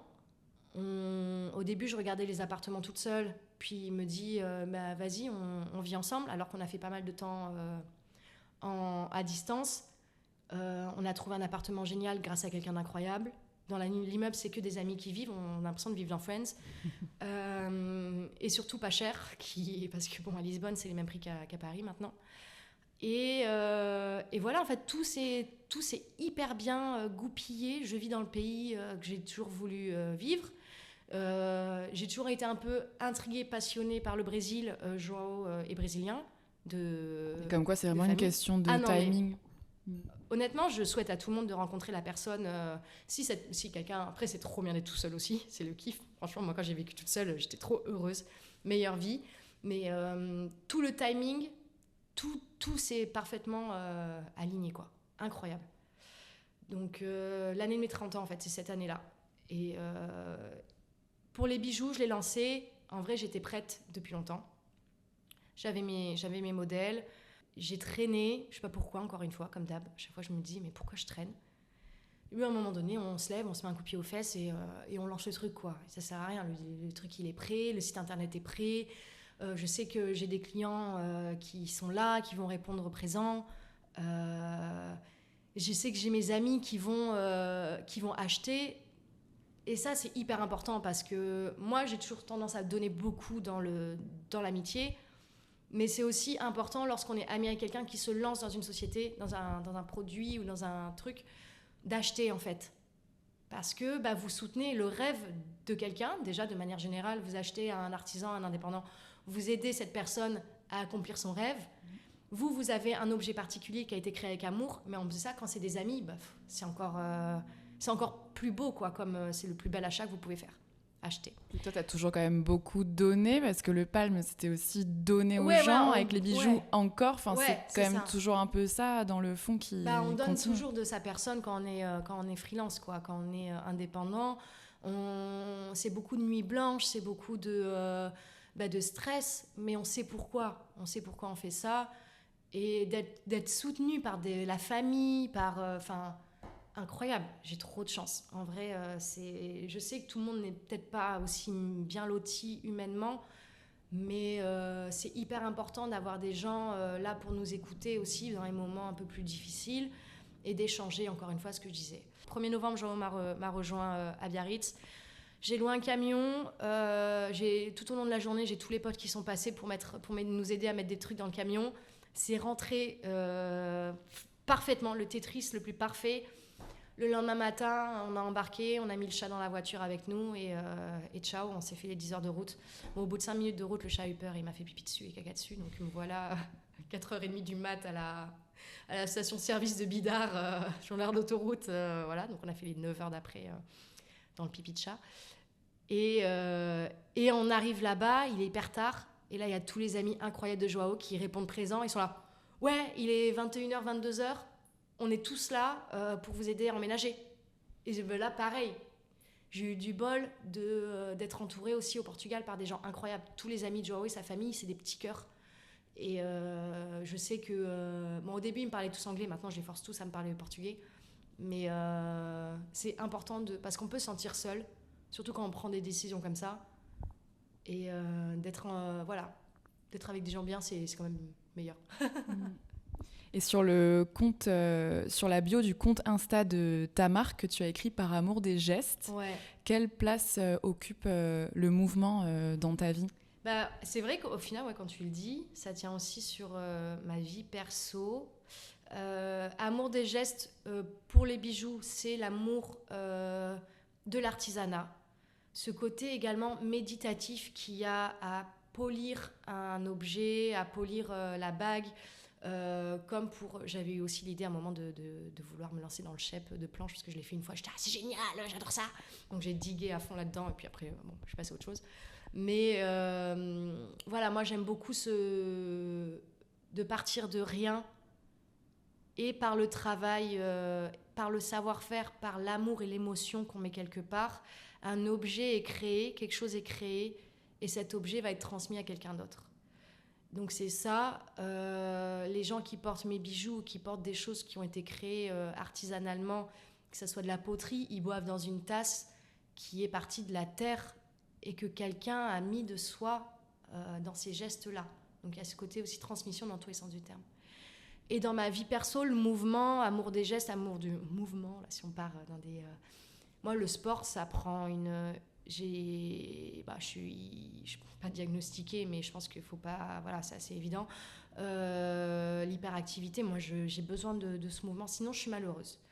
J'ai besoin que mon corps bouge, j'ai besoin de sentir que je suis épuisée, que je remercie vraiment tous les jours mon corps de me permettre de faire ce que je peux faire. C'est incroyable de voir les progrès qu'on fait dans tel ou tel mouvement à force de s'entraîner. J'adore voir ces choses-là. Mon meilleur ami, Xavier, il est coach et il m'a coaché pendant longtemps aussi. Donc c'est incroyable de voir l'évolution du corps, que ça soit le côté mécanique, mais également la puissance du mouvement sur l'état d'esprit. Ça rend heureux. Tout simplement, ça rend heureux. On se met dans le mal, mais on sait pourquoi. C'est incroyable. En plus de ça, par exemple, avec les cours de Xav, c'est des cours où il y a une super ambiance. Donc on est là, même si on ne connaît pas les gens, il y a une cohésion incroyable qui se crée très vite. Et on est là, on douille parce que c'est chaud, c'est hard, mais on est là pour rire, on est là pour s'amuser. Donc voilà, c'est hyper important pour moi le mouvement. Et quand les gens me demandent, moi j'ai du mal à m'y mettre, comment t'as fait ? De base, j'ai été élevée dans une famille où on a toujours bougé. Donc il y a ce truc aussi de gène, de génétique, où je pense j'ai hérité de mes parents, mais également ce goût en fait. Après le goût il vient, les 3 premières séances c'est hard, faut pas se leurrer. Quand on commence un nouveau sport et qu'on active littéralement des muscles qu'on n'a pas l'habitude de bouger, c'est hard. On s'accroche, mais c'est tellement gratifiant. Et on regrette jamais une séance de sport, quelle soit, quoi. Jamais. Vraiment, moi, l'objectif de ma vie, c'est vraiment de passer le moins de temps sur les écrans possible. Donc, même sortir marcher, en fait. Juste sortir marcher, voir la nature, Papoter, même si on n'a pas besoin de courir des semi-marathons tous les 2 jours. Voilà, partager, que ce soit un sport seul. Moi, je ne suis pas très forte en sport collectif parce que les gens ne m'obéissent pas trop. Et ça, j'ai du mal. Mais se retrouver avec soi-même, explorer, voir la nature. Moi, j'aimais beaucoup aller en montagne quand j'étais ici. Donc, voilà, aller courir, aller dans l'eau, même s'il n'y a pas de vagues, je chausse mes palmes et je vais aller barboter, j'allais jouer dans les vagues. En fait, c'est ça, c'est aller jouer dehors, encore une fois. C'est génial. C'est génial aussi de faire du sport en salle pour les gens qui ont moins accès à la nature que nous. Mais voilà, comme tu dis, on ne regrette jamais une session de sport. On est là, on est heureux, c'est le principal. Et en parallèle de ta marque, j'ai vu il y a 4 ans, tu disais dans une interview, le projet le plus fou, ça serait de réussir à m'investir davantage dans la protection de l'océan et via Instagram pouvoir sensibiliser ma communauté aux dégâts que l'on fait sur les récifs, sur la vie marine. Est-ce qu'aujourd'hui, ce serait pas un pari gagné? Je me souviens pas avoir dit ça, mais oui, en vrai, ouais, c'est assez fou. Avec The Coral Planters, tu peux nous en parler du coup? Bon, on vient à peine de commencer la collaboration, mais c'est vrai que lorsqu'ils m'ont contacté, j'étais là, mais oui, en fait, incroyable. Puis j'aimais bien l'angle qu'ils attaquent. Beaucoup moins alarmiste, culpabilisant que les autres, que certaines ONG dans ce domaine-là. Mais oui, en fait, donc comme je disais, d'avoir plongé très tôt à La Réunion, là, dans les lagons, je me souviens en fait vraiment de poissons incroyables. Après, voilà, c'est l'océan Indien, c'est mon océan préféré, c'est un truc... on voit des choses incroyables et on n'a pas besoin de savoir plonger à 35 mètres ou des choses comme ça. Juste avec un petit masque, on voit des choses sublimes. Donc je me souviens vraiment de coraux et de toute la vie qu'il y a autour de ces drôles d'animaux que sont les coraux. Et franchement, en grandissant, j'ai beaucoup... à chaque fois, donc avec le resto, j'avais peu de vacances. Mais chaque vacances que je m'octroyais, je faisais des très beaux voyages. Donc je suis allée aux Maldives, je suis allée plusieurs fois en Indonésie, au Mentawai pour surfer. Bon, toujours autour du surf à chaque fois. Et de voir concrètement les dégâts du changement climatique, ça fait vraiment mal au cœur. Voilà, tout le corail blanchit. Donc, quand le corail il est blanchi, évidemment, les poissons qui vont avec disparaissent. Ils vont, voilà, leur environnement est complètement détruit. Donc, il y a un cruel effet qui boule de neige, quoi.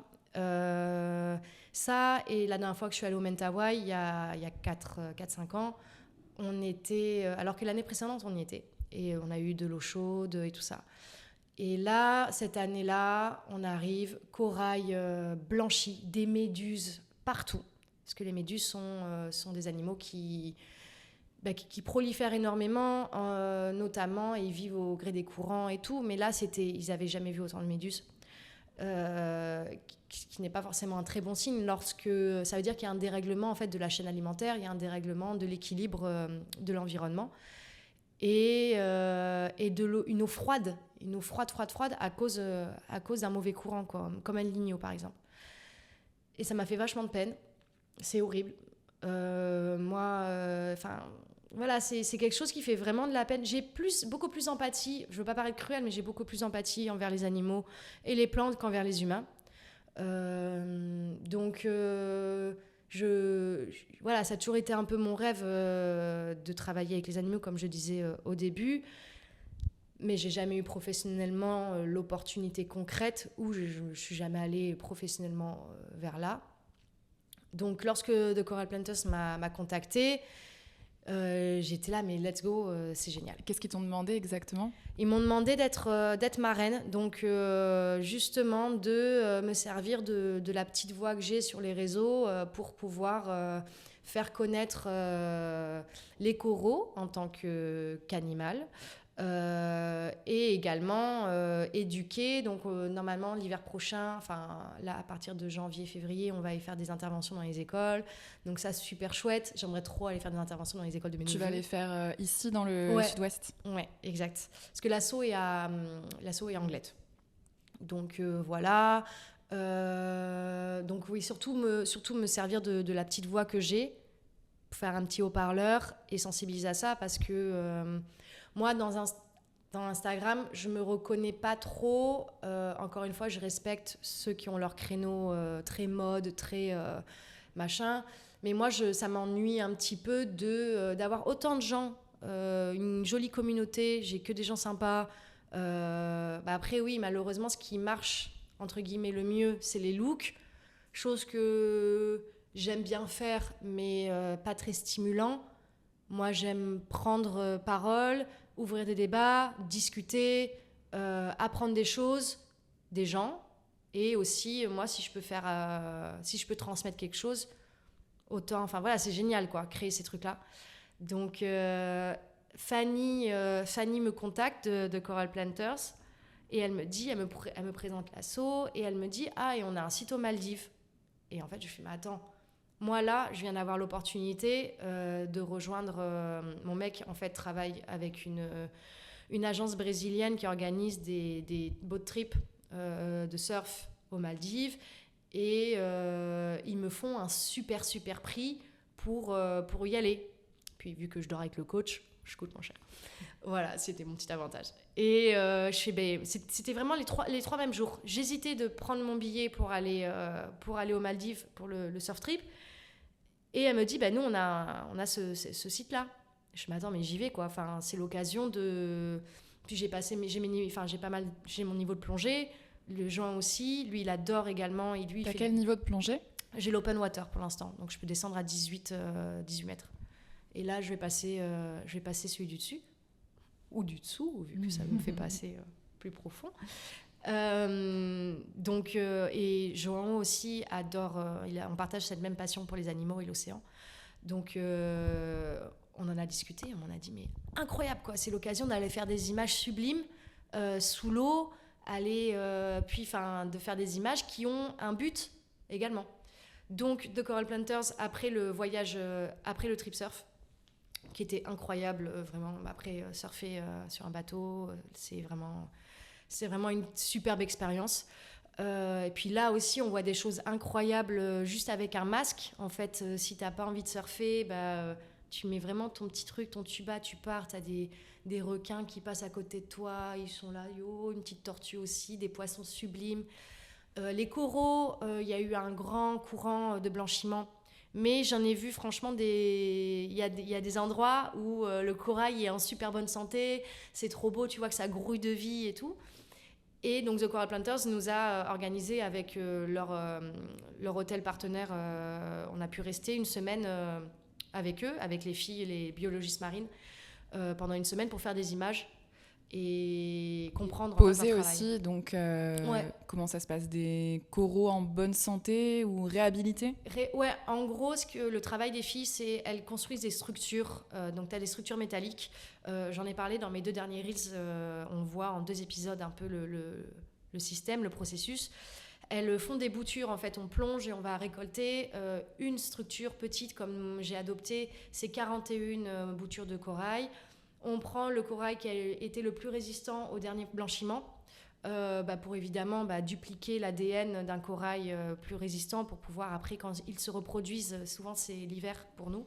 Voilà, c'est tout simple, c'est juste maximiser les chances de reproduction de bonne santé, quoi. Et on fixe toutes ces petites boutures sur une structure en métal qui est recouverte du sable local, pour permettre vraiment une adaptation maximale et une prise maximale du corail. Et de là, après, le corail grandit tout seul. C'est fou. Il grandit, je crois, de 5 cm par an. Donc, ça peut aller vite, ça peut aller hyper vite. Et sur le site internet, les filles font des relevés et on a la possibilité de voir quasiment, pas quotidiennement, mais très régulièrement, nos petites boutures grandir. Et elles sont vraiment parties de rien. Et les structures qu'elles ont réussi à créer sont impressionnantes. la vie marine, les poissons qui se sont installés dans ce nouveau quartier. Et la résilience du vivant, elle est plus forte que tout. C'est incroyable. Vraiment, c'est incroyable. Tu vois des espèces qui ont disparu dans cette zone qui sont revenues, qui se reproduisent. Tu as plein de poissons qui se servent de ces structures-là pour faire la nidification. Tu as quelques raies qui ont décidé que c'était leur spot aussi. Alors c'est assez drôle parce que tu as un énorme poisson qui est meilleur ami avec un requin pointe noire, et ils zonent tout le temps ensemble. Alors que clairement le requin pourrait le croquer, mais ils sont vraiment potes. C'est trop rigolo de voir en fait qu'ils ont une petite vie, puis ils grouillent tout le temps. Donc moi vraiment, dès que je peux, avec les bouteilles, moi franchement je m'assois juste au fond et je regarde tout le monde la faire ça démystifie aussi vachement toutes les idées reçues qu'on se fait de la vie marine ou des animaux dangereux type requin. En vrai, quoi. Non, moi j'adore les requins. Puis surtout lorsqu'on a quitté la Réunion quand j'étais petite, c'était début des attaques. Ma sœur, elle a un ami à elle qui a perdu sa jambe lors d'une attaque de requin. Et maintenant, il est engagé pour la protection des requins. Parce qu'il y a toute une éducation à faire. Il y a énormément de paramètres à prendre en compte. Mais les requins, c'est un animal qui est curieux. Sauf qu'il n'a pas de main. Donc clairement, quand il veut toucher, goûter quelque chose, ça fait des dégâts énormes, malheureusement. Il y a le problème aussi de la surpêche. Donc les animaux en général ont de moins en moins, les prédateurs les plus grands, ceux de la top chain, ils ont de moins en moins de nourriture, donc ils se rapprochent des côtes pour pouvoir se nourrir. Après j'ai vraiment pas tous les paramètres en tête et je maîtrise pas du tout le sujet. Donc les requins ont une mauvaise réputation aussi parce que le cinéma a participé aux clichés. De toute manière, il faut partir du principe qu'ils ont plus peur de nous que le contraire. Il nous arrivera rien si on fait pas de dinguerie, en fait. Si on fait pas de choses insensées, ils vont se défendre, en fait. C'est toujours de la défense ou une connerie. En fait, tous les trucs qui arrivent de toute manière sur la planète, c'est dû à la connerie de l'être humain. Faut pas se leurrer. Et les requins, c'est des animaux incroyables, en fait. Et c'est une famille tellement large et différente qu'on a tellement de choses à apprendre d'eux et des poissons en général. Il ne faut pas avoir peur. Et puis, il y a énormément... Je comprends les phobies, mais il y a énormément de gens qui passent à côté de choses merveilleuses, comme ils ont peur des poissons, de manière générale. Je peux comprendre quelqu'un qui a une phobie, c'est quelque chose... Voilà, c'est pas une maladie, mais une condition... Mais c'est si dommage de se bloquer et de ne pas pouvoir profiter de cette chose merveilleuse qui est l'océan, parce que il va rien nous arriver, en vrai. Il arrive des accidents, c'est évident. Là, surtout là, on voyait des gens, ils savaient pas nager à l'hôtel. Il y a des gens, il y a des adultes qui savent pas nager. Nous, on s'en rend pas compte parce qu'on on grandit près de l'océan, on a toujours été sensibilisés à ça. Mais il y a des gens, ils savent pas nager. Et ils viennent en vacances dans des endroits sublimes comme ça. Mais j'ai vu des gens, même s'ils y vont avec une bouée, un gilet de sauvetage, ils mettent leur masque, tuba, et ils vont voir, ils étaient là, mais c'est magique. Je n'avais aucune idée qu'il se passait tout ça là-dessous, quoi. Et nous, on leur a dit, mais il y a un requin là qui passe. Au début, ils avaient peur. On était, non, mais venez avec nous. C'est le gars, chacun respecte sa distance. Et juste, c'est la plus belle des choses. C'est la plus belle des choses, juste de pouvoir observer la nature, tout simplement. Et de voir la magie de The Coral Planters, leur action, c'est de recréer tout un écosystème à partir de rien. Et encore une fois, comme je te disais, c'est certains poissons qui sont venus s'installer alors qu'on pensait qu'ils avaient disparu. Et c'est hyper gratifiant de voir ça. Et également, les 2 biologistes marines qui étaient sur place, Katie et Caitlin, elles sont passionnées. Donc c'était super intéressant d'être accompagnées par des filles volontaires, des filles incroyables aussi, qui partagent réellement leur quotidien, qui est incroyable pour la plupart des gens, quoi. Et voilà. On n'en a pas encore parlé, mais tu l'as déjà évoqué au début, donc tu es aussi mannequin. Parce que tu parlais de création de contenu sur les réseaux, de mode, de shooting. Ça fait un petit moment que tu fais ça. Comment tu as démarré là-dedans ? Ça fait depuis que j'ai 16-17 ans, donc ça commence à faire un bout de temps. Après, je fais 1m60, donc je me suis jamais leurrée sur la carrière. C'est sûr qu'on va pas me voir sur un podium. Mais j'ai toujours bossé pour des gens pour des gens super. En vrai, j'ai toujours eu des clients top. J'ai toujours travaillé avec des photographes géniaux. Puis, j'ai aussi un profil assez cliché de la blonde surfeuse, athlétique. Voilà, et puis depuis toute petite, je suis hyper à l'aise avec la caméra. C'est des journées géniales, en vrai, on va pas se mentir. Ouais, on joue un peu à la poupée. Moi, j'aime bien avoir les make-up, surtout en bossant dans la région d'ici, en bossant en France, on retrouve souvent les mêmes teams.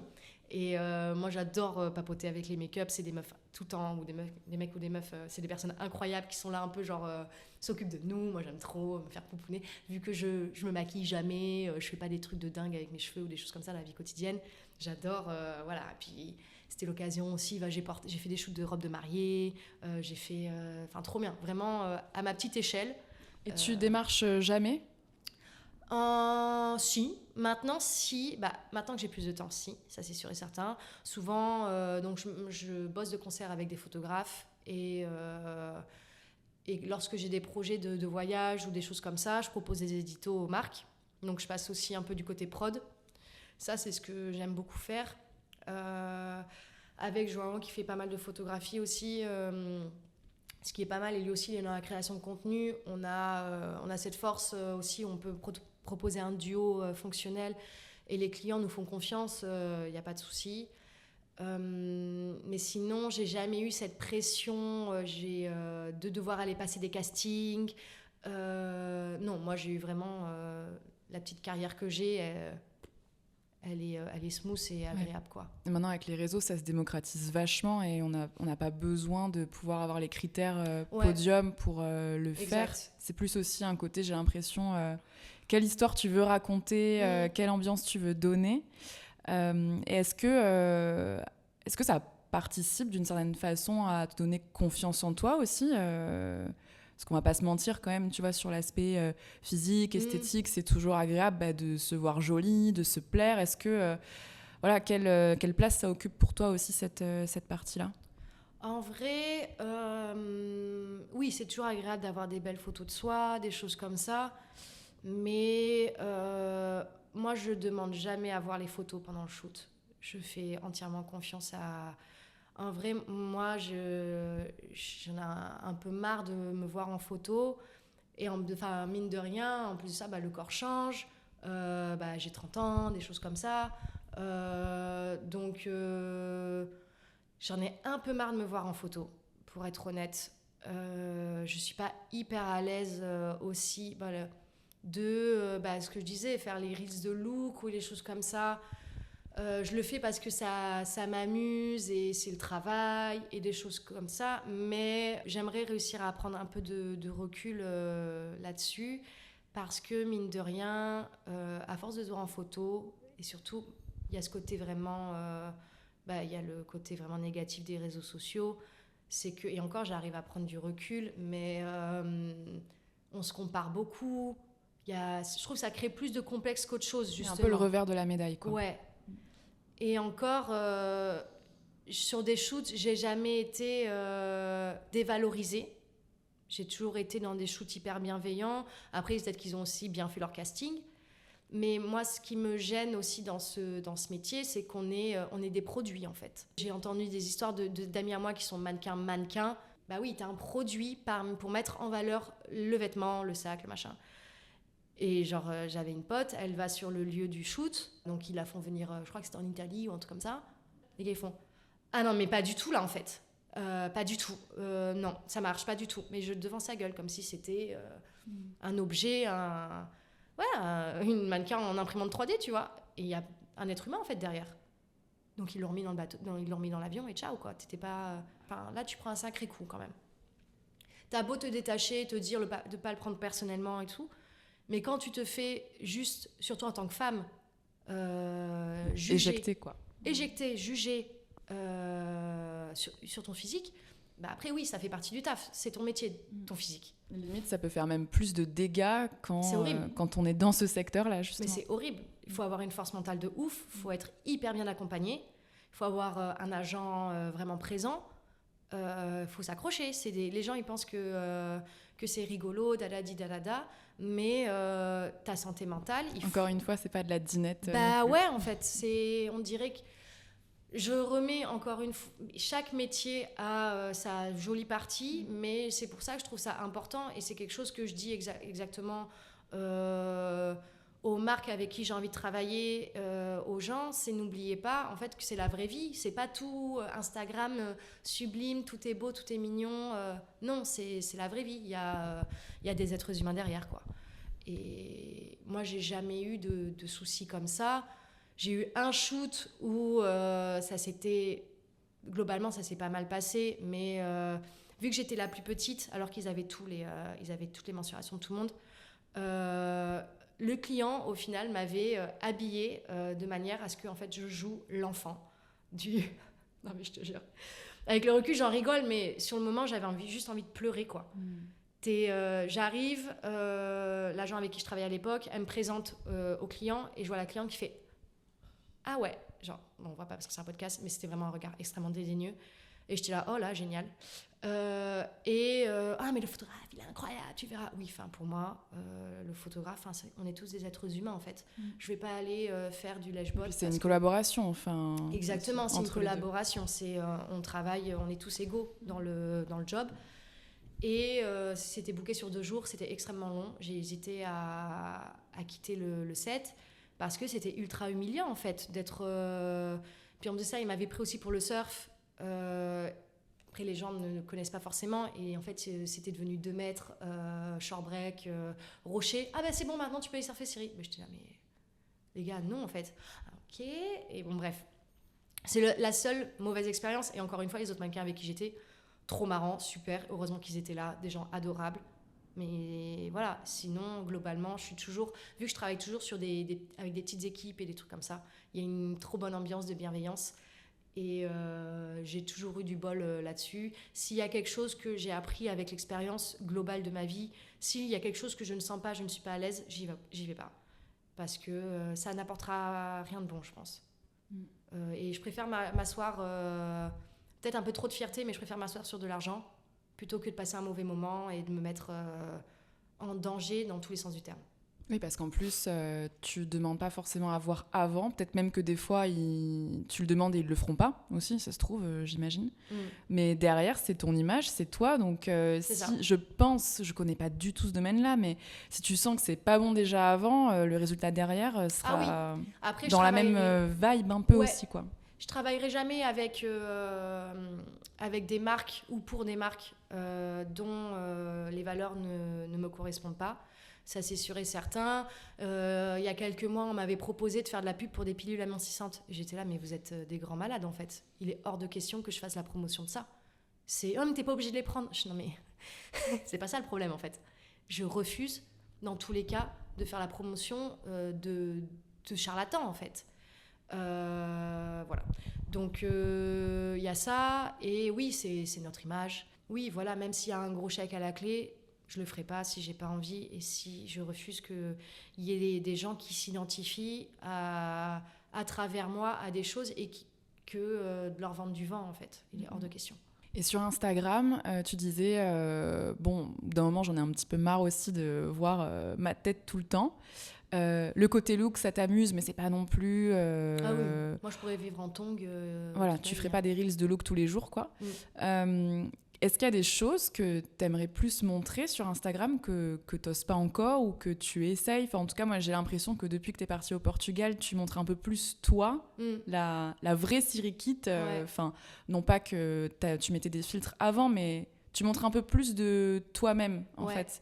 Est-ce qu'il y a des choses que t'aimerais... plus montrer ou par rapport à ça, qu'est-ce que t'en penses? J'ai vachement développé, pareil, ça faisait longtemps que j'avais envie, j'ai toujours été passionnée de littérature et c'est vrai que depuis que j'ai commencé le book club, je suis trop heureuse parce que déjà j'ai pu échanger et discuter avec une communauté de passionnés de livres ou des gens qui ne connaissaient pas du tout la littérature et à travers mon book club sont de plus en plus curieux et me demandent des petits conseils et tout. Donc ça, c'est génial de pouvoir, encore une fois, transmettre ma passion et pouvoir échanger avec d'autres gens. Mais c'est vrai que ça m'apporte... C'est ce qui me permet aussi surtout de rester sur Insta parce que je prends parole. Il y a quelque chose de concret qui sort de là. Donc ça, j'adore. J'ai créé le canal du Book Club. où là, les gens peuvent vraiment venir discuter et me présenter un bouquin ou un podcast ou une émission qu'ils ont aimé, qui leur parle et pouvoir le partager et transmettre avec les autres. Donc ouais, sur Insta, je montre de plus en plus ça. Après, j'ai conscience de m'être construit une vie géniale. En vrai, moi, je me lève tous les matins, je suis trop heureuse. Donc, j'aime transmettre et montrer ça parce que moi, je suis contente. Et j'ose aussi parler des choses aussi, de mes questionnements perso. J'ai pas trop non plus envie de rentrer dans l'esprit télé-réalité. Mais voilà, c'est là récemment, j'ai ouvert un peu une discussion sur mon dernier Reels où je parle de ma peur à l'eau. Alors qu'avant, j'aimais bien aller dans des vagues un peu plus punchy et c'est là où je m'amusais le plus. Et maintenant, ça fait quelques mois que j'angoisse dans l'eau. En fait, j'ai eu un accident juste avant le confinement. J'ai eu un accident de surf, mais nul en plus, mais dans un truc, mais à Hendaye, en longboard, je me suis pris mon longboard dans la tête et je me suis ouvert complètement la lèvre. Enfin, ça aurait pu être dramatique en vrai, mais ça m'a fait un sacré choc et depuis, je suis un peu plus sur la retenue. Alors qu'avant, j'allais sur des trucs du riff, nanani. Mais donc voilà, j'ai parlé de ça et c'est vrai que le sport, le surf en parallèle fonctionne pas mal, toutes ces angoisses avec la vie pro. Donc moi, c'est l'axe que je prends, c'est la passerelle que j'utilise pour parler de ça. Et j'ai discuté avec pas mal de gens qui étaient dans le même... qui ont traversé la même chose et qui m'ont donné des conseils. Et également des gens qui sont dans ce truc-là. Et on va ouvrir un club de soutien. Donc voilà, Insta, ça sert... pour moi, maintenant, ça sert de plus en plus à ça. Transmettre la vraie vie, discuter et arrêter de mettre de la poudre aux yeux. C'est très beau de voir du beau, moi j'adore les belles photos, j'aime les belles images, les choses belles, mais toujours, et je le dis d'ailleurs dans mon Media Kit que j'envoie aux marques, parler de tout ça en toute honnêteté, quoi. C'est quoi un petit peu on va dire les prochains projets que tu veux mettre en place pour ce book club? Ce que j'aime beaucoup, c'est les interviews. Donc pour l'instant, c'est surtout mes amis. Je vais chez eux et ils me présentent leurs bouquins, que ce soit en rapport avec leur activité professionnelle ou tout simplement avec leur vie perso, juste leur passion du livre ou ce que tel ou tel livre leur a apporté. Enfin, tu sais comment c'est d'être du côté interview, ça j'aime bien. En vrai, je vois au fil de l'eau, je vois en fonction des envies, mais c'est vrai que les interviews, j'adore ça. Vivre en étant à Lisbonne, c'est un peu plus compliqué parce que il faut que j'arrive à faire des interviews en portugais. Non, mais quand je viens ici, souvent j'en profite d'être à Biarritz pour pouvoir faire des interviews de copines. Là, ça fait genre 1 an que j'ai déjà il faut que je monte. J'ai l'interview de l'artiste Marine Templier. Qui est artiste dessin, peinture et tatouage. J'étais allée c'est une bonne copine, j'étais allée dans son atelier et j'ai son interview passionnante. Sur le téléphone, il faut que je la monte. Donc voilà, surtout faire un peu plus d'interviews, ça c'est sûr et certain. J'aimerais globalement sur Instagram présenter un peu plus, pas des mini-documentaires, mais ça m'a vraiment plu d'aller découvrir le travail de Coral Planters. Donc j'aimerais, pourquoi pas, réussir à développer ça aussi. Et le fait que João soit producteur de documentaires, TV host et tout, on forme une bonne team pour tout ça. Donc doucement mais sûrement. Mon Instagram, j'aurais pu, je pense, peut-être un peu plus évoluer, avoir un peu plus de followers et des choses comme ça, si j'avais pris un peu plus au sérieux la chose que j'ai jamais vraiment fait.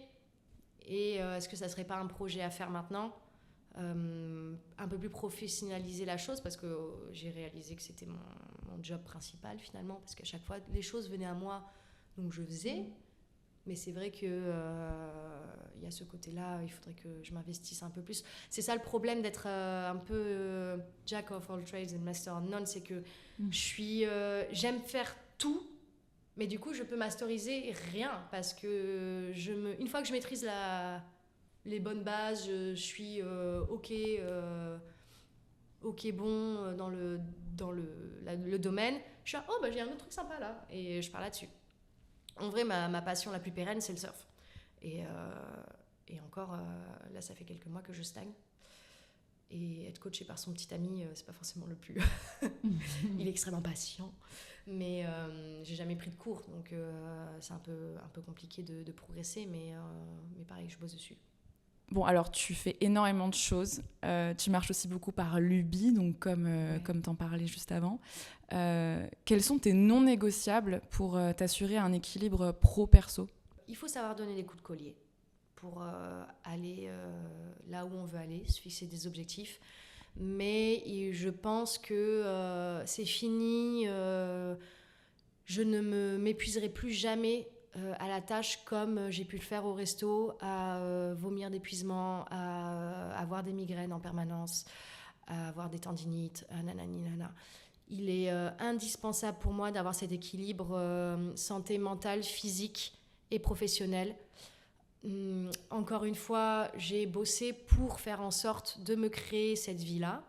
C'est pas, je dis pas que tout est rose, il y a des mois qui sont plus difficiles que d'autres. C'est pas fait pour tout le monde, comme je disais, l'entrepreneuriat, il y a des gens, ils ont vraiment besoin d'avoir le CDI, et ils vont être sûrs que le salaire va tomber tous les mois. Moi, non, il y a des mois, et puis Joao est dans le même cas que moi, donc on se soutient vachement, mais c'est vrai que c'est parfois les montagnes russes. Mais globalement, moi, la journée type, c'est une activité physique. Donc, la plupart du temps, c'est le surf. Beaucoup de yoga et de pilates, parce que je suis un cliché vivant. Mais c'est légitime, c'est vrai. Les deux sont hyper complémentaires quand même, surf, yoga aussi. Oui, carrément. Je me moque gentiment de moi-même, mais c'est vrai que je suis vraiment un cliché de la blonde. Voilà. Puis maintenant, avec le pro surfeur, on dirait vraiment une publicité parfois. Mais je vous assure que tout est vrai. Et le boulot. Le boulot, plus jamais je ne bosserai comme une dingo pour pouvoir profiter d'un week-end où justement, en fait, le week-end, tu ne peux pas trop en profiter parce que tu es là, il faut que je me repose, mais en même temps, il faut que je profite. Parce que voilà. Maintenant, je pense que c'est vraiment le contraire et je fais en sorte que mon travail m'apporte de la joie autant que mes passions. Donc voilà, c'est là par exemple le travail que je vais faire avec The Coral Planters. Quand je pars en voyage, je m'arrange pour créer du contenu pour des marques. Donc je profite de partager mon expérience incroyable et moi, par l'occasion, vivre cette expérience incroyable et en faire profiter des clients, faire vivre aussi, donner aux campagnes globales de ces marques-là un petit coup de frais aussi. Voilà, réussir à concilier tout ça. Le truc d'être freelance, c'est qu'il n'y a pas vraiment de temps off, mais au final, vu que chaque journée a un bel équilibre, je suis pas dérangée de bosser un dimanche, par exemple. Je respecte pas trop ça. C'est vrai qu'après, c'est compliqué de faire des plans sur la comète. Là, ma famille qui parle, vous faites quoi en août ? Je suis là, moi, je sais même pas si je suis le mois prochain, en fait. Donc, chaque chose en son temps. Mais voilà, c'est très important de garder à l'esprit d'avoir sa santé physique, mentale en priorité. Un job, ça va, ça vient. L'argent, ça va, ça vient. Bon, c'est toujours plus sympa d'en avoir. Ne pas faire des dépenses excessives non plus. Voilà, il faut garder toujours un matelas. Mais on va pas nous enterrer avec notre thune, en fait. Moi, je préfère largement léguer, raconter quand je serai vieille, une vieille croûte, et je fais aussi mon sport pour ça, être une vieille croûte en forme, et d'avoir vécu des choses incroyables, plutôt que me dire ah punaise, j'avais la dernière Porsche de ouf pour aller en fait travailler à la Défense. Enfin non, c'est impossible, je crois qu'on ne peut pas se garer. Mais voilà, je suis plus vraiment dans l'expérience que dans le matériel. Mes parents me demandaient tu veux quoi à Noël, mais moi j'ai rien besoin de rien en fait. J'ai juste ma prochaine ambition, ma prochaine grosse dépense, c'est passer mon prochain niveau de plongée. Le problème, c'est que tous mes hobbies commencent à coûter cher. C'est ça le souci. Donc je bosse pour. Et qu'est-ce qui t'inspire au quotidien pour l'ensemble de tes projets ? Ce qui m'inspire au quotidien, c'est vraiment le bonheur que chaque chose peut m'apporter et que je peux transmettre. C'est tout simplement ça en fait. C'est vraiment, par exemple pour faire les bagues, moi ça me rend foncièrement heureuse de créer ces objets-là qui, comme je disais, par l'amour de ce geste, par l'amour du savoir-faire, de l'amour que je vais mettre dans ce projet, dans cette bague. et rendre heureuse la personne qui va l'acheter, parce que c'est quelqu'un qui va porter ce bijou, je l'espère, et qui va vivre des aventures incroyables, que ça soit, comme la cliente que je disais, avoir un bébé ou porter ce collier pendant un voyage et se dire « Ah, mais je portais ce collier pendant ce voyage-là » ou voilà, c'est une bague qu'on m'a offert pour tel et tel moment important de ma vie qui a été offert par une personne que j'aime. Voilà, c'est vraiment le bonheur que ça m'apporte et que j'apporte, tout simplement. Et pour continuer un peu sur le côté inspirationnel, est-ce qu'il y a une personne ou des personnes que tu aimerais écouter sur Voix Sauvage en particulier ? Alors ça, j'ai pas eu besoin de réfléchir beaucoup.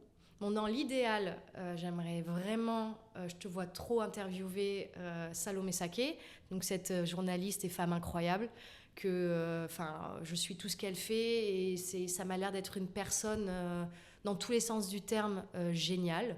Elle est extrêmement pertinente et je pense que l'échange que tu pourrais avoir avec elle, toi, je vois tes questions, je vois comment tu t'évolues aussi, ça serait vraiment la fusion incroyable.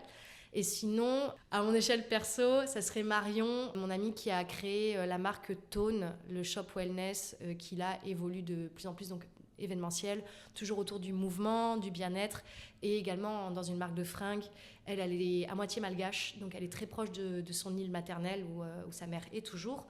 Et elle crée... elle est beaucoup en lien avec la nature. Elle a elle a des racines, des origines chinoises aussi, donc elle a aussi toute cette approche holistique et la médecine chinoise, les plantes. Elle est très très proche de cette nature-là et de la nature de Madagascar. Donc je pense qu'il y a énormément de choses à dire aussi sur elle et avec elle sur Voix Sauvage. Génial. Salomé Saké, on espère. Ah bah et oui. Marion, je la suis aussi, je vois ce qu'elle fait. Et, Je te donnerai son numéro.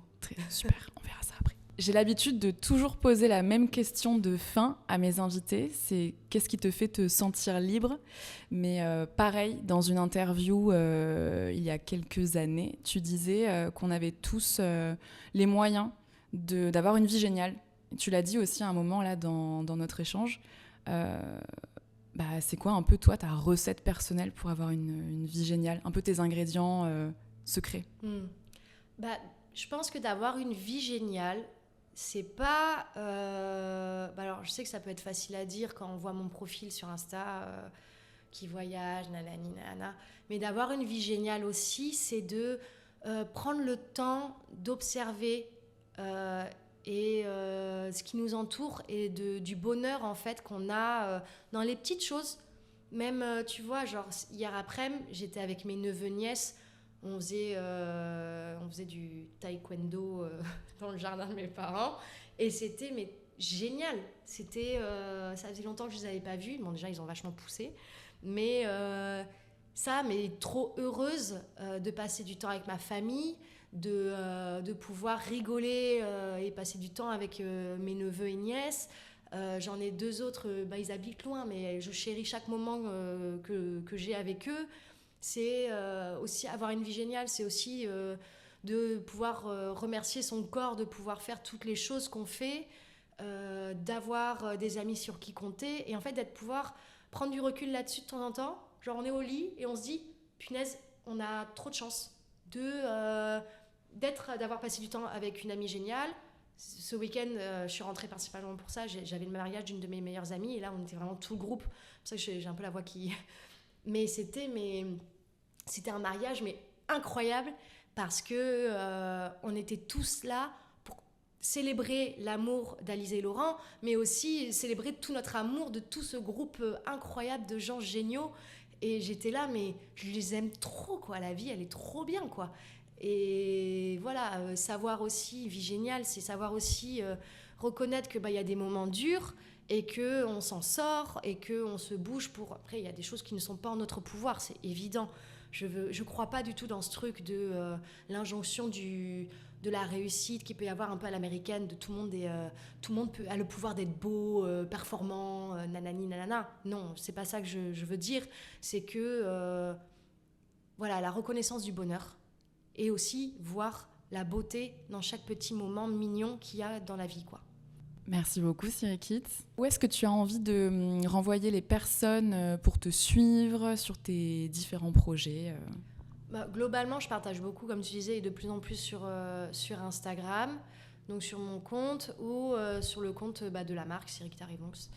Et voilà, après, moi j'aime bien papoter avec les gens, donc maintenant que je peux réussir à papoter réellement avec une dose sociale respectable, c'est aussi pour ça que j'ai changé de métier. C'est que là, je suis un peu plus tranquille dans mon atelier et j'ouvre les conversations quand je le sens, et les gens respectent beaucoup plus aussi ce genre de moments. Mais c'est des moments beaucoup plus de qualité. Donc globalement, voilà, c'est sur les réseaux, je suis uniquement sur Instagram parce que je suis vraiment une boomeuse pour TikTok. C'est tout. Merci beaucoup d'avoir partagé cet échange inspirant avec nous. Voix sauvage est un podcast fait maison, alors si vous souhaitez soutenir le projet, vous pouvez le rendre encore plus visible en partageant votre avis sur votre plateforme d'écoute actuelle. Et entre 2 épisodes, venez vous inspirer et échanger sur les réseaux sociaux du podcast.